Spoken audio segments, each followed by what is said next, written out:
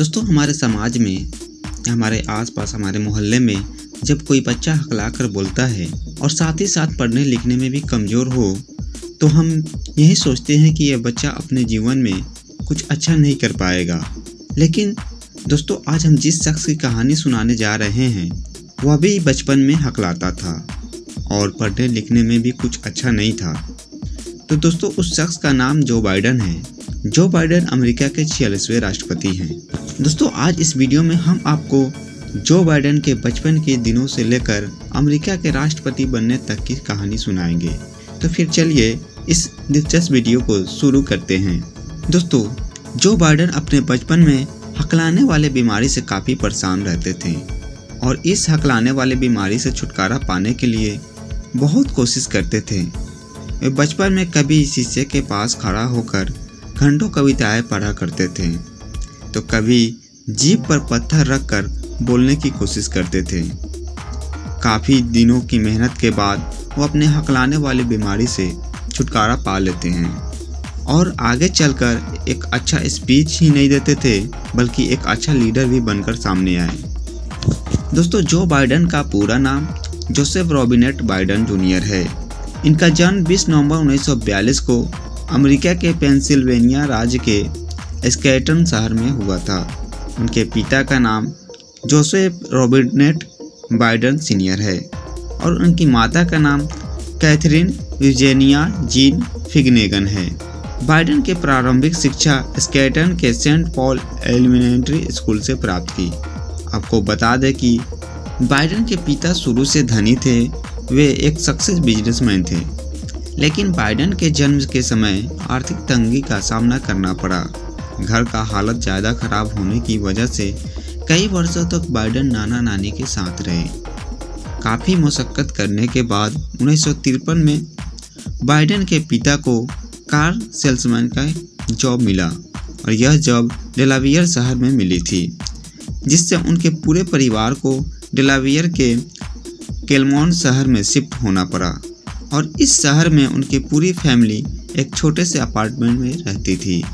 और इस शहर में ही बाइडेन ने अपनी हाई स्कूल की पढ़ाई पूरी की।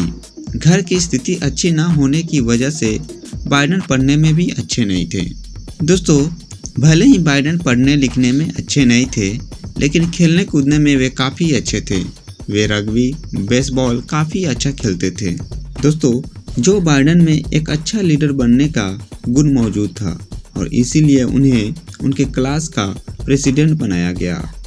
उस समय उन बच्चे को क्या मालूम था कि आज जो लड़का उनके क्लास का प्रेसिडेंट है वो एक दिन अमेरिका का प्रेसिडेंट बनेगा। दोस्तों, बाइडेन को स्पीच देने का बहुत शौक था। वे जब भी बड़े बड़े लोगों को स्पीच देते देखते थे तो उनके भी स्पीच देने का मन करता था, लेकिन वे अपनी हकलाने वाली बीमारी से काफ़ी परेशान रहते थे।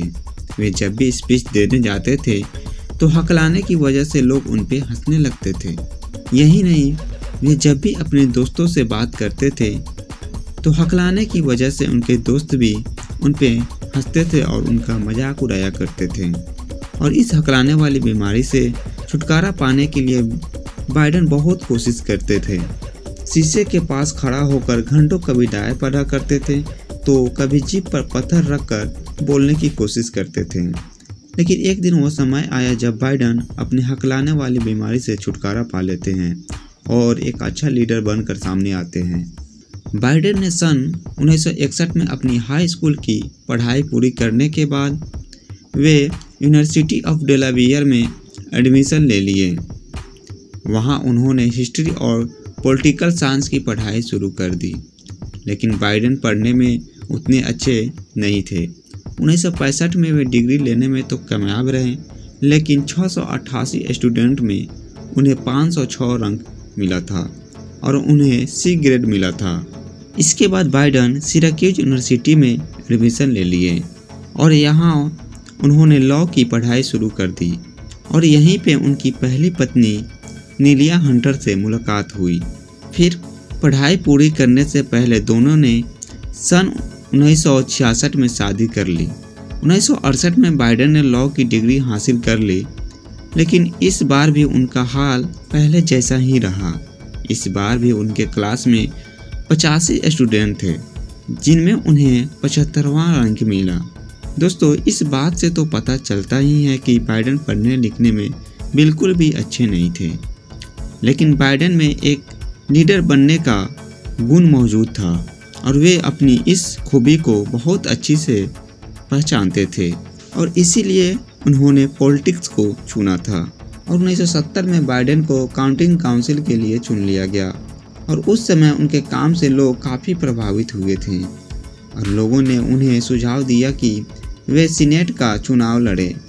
फिर बाइडेन ने लोगों की बात मानते हुए सीनेट चुनाव लड़ने का मन बना लिया। लेकिन चुनाव से पहले ही बाइडेन के साथ एक बहुत बड़ी घटना हुई। दरअसल 18 दिसंबर 1972 के दिन बाइडेन की पत्नी नीलिया और 1 साल के बेटी एमी के एक सड़क दुर्घटना में मौत हो गई और उनके दोनों बेटे को बहुत गंभीर चोट आई। इस घटना ने बाइडेन को पूरी तरह से तोड़कर रख दिया और फिर बाइडेन ने अपने आप को किसी तरह से संभाला और चुनाव लड़ने की तैयारी शुरू कर दी और मात्र 29 साल की उम्र में वे अमेरिका के 6वें सबसे कम उम्र के सीनेटर बने। उनकी पहली पत्नी के मौत के बाद जो बाइडेन ने जिल बाइडेन से शादी कर लिए थे और इनको 3 बच्चे हैं। दोस्तों, जो बाइडेन साल 1973 से 2009 तक वे सीनेटर के पद पर ही काम करते रहे और इसके बाद 2009 में डेमोक्रेटिक पार्टी के तरफ से बराक ओबामा के समय वे अमेरिका के उपराष्ट्रपति बने और वे अमेरिका के 47वें उपराष्ट्रपति बने थे। और फिर 2020 में बाइडेन ने डोनाल्ड ट्रंप को हराकर अमेरिका के राष्ट्रपति चुनाव जीत लिया था और फिर 20 जनवरी 2021 को बाइडेन अमेरिका के राष्ट्रपति पद का शपथ लिए थे। तो दोस्तों, आज का हमारा ये वीडियो जो बाइडेन पे आधारित था, आपको कैसा लगा? आप हमें कमेंट करके ज़रूर बताइएगा।